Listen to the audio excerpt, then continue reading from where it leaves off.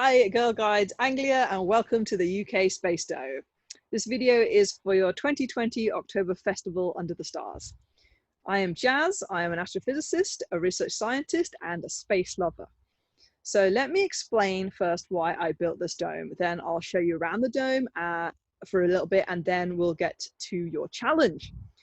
So the dome was built as part of an analog space mission that I am doing this month. Analog means similar to something or like something. So in this case, it's like a real space mission. NASA, ESA, and a lot of other companies use analog space missions to test out how their crew will work, test equipment, and prepare for a real space mission. The habitat is like your base. This could be on the moon or Mars or even the International Space Station. It just depends on your mission. So there are a few of these analog habitats around the world, but none in the UK at the moment. So I thought, why not build one? This is the first one, and I might as well test it out with my own mission. So I'm going to be living and working in here for a week, starting on the 19th of October. I will also be doing some fun things like building a little mini Mars rover and a nano satellite, which I will live stream or upload videos and pictures. So you can follow me on my Space Explorer blog, www.spaceexplorer.co.uk/blog, or on Instagram, Twitter, Facebook, YouTube, at UK Space Explorer, or hashtag UK Space Dome. So I'll also be eating some freeze-dried insects, which I will video for you to watch. I know it might sound disgusting, but insects are a really great nutritious source of protein, and I'll talk more about that in that video. All the links for the website and how you can follow me will be sent to you for information. So now let me show you around the dome a little bit. So this hopefully will work with the lighting, otherwise I will just switch to my phone and it might make it easier. So let's see if this works. Okay. Let's see, so it's a little bit tricky for me. So that's just there is my desk. Not sure you can see that very well, it's a little bit dark. So currently that's just a light and the helmet sitting there, and there's my phone on there. So that's going to be where I do most of my work. And I will have my computer chair attached to it as well, so it'd be nice and comfortable. And then around me, you can see it's probably a little bit dark for you, but this is basically a 360 I'm going to do now of the dome. And it's pretty spacious. So I'll have a bed in one corner, and then there'll be my sort of kitchen station over here, where I'll have all my food storage, most of which will be the freeze-dried food I was talking about. And there'll be, you know, some other bits and pieces, probably like a side table for the bed and all those kind of things. Now, if you can see up here, you might be able to see most clearly over here. These little, let's see if I can do it. This little white thing here, that is one of the hubs.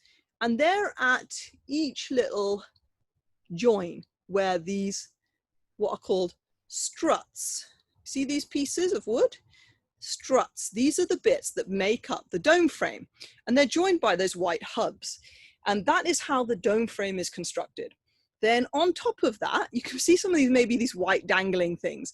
These are just some ties to tie the cover that's on the outside to these struts, just so it doesn't blow around that much with the wind.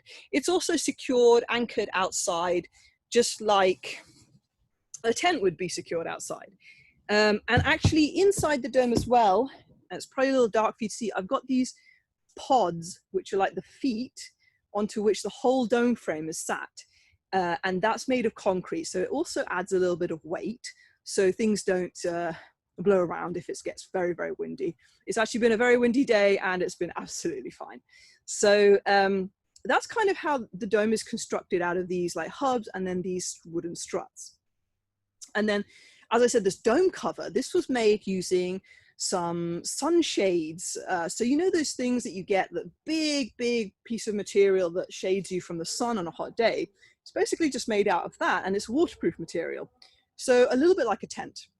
So this is going to keep me nice and dry, and also it's actually quite warm in here, even though it's a fairly cold day out there. So it should be pretty comfortable for me in here.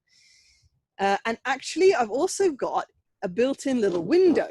So we designed, might not be able to see it very clearly right now, but on this one, there's a triangle shaped window here that is Velcroed on that I can open. And then there's like an insect mesh. So it'll let the air in if it gets very hot in here, but it won't let anything else in.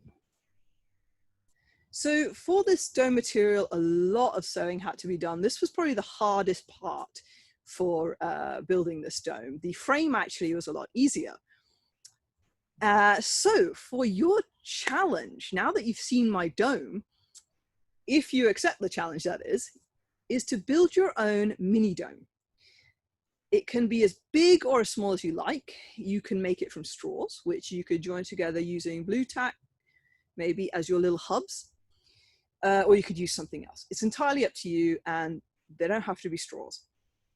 Then you can cover it however you like as well. You can paint the cover of your dome as well. Have lots of fun making it, get creative, there are no rules. You will be sent a link to a page on my website that has some more information on how to build a dome frame like this.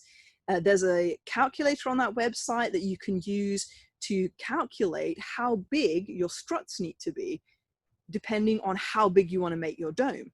So you could put in there, I want a 30 centimeter radius dome, and it'll calculate for you how big your struts need to be. And there'll be a nice step-by-step guide on there as well for you. So that's all you really need to get building. I hope you have lots of fun building your dome, and I can't wait to see the pictures.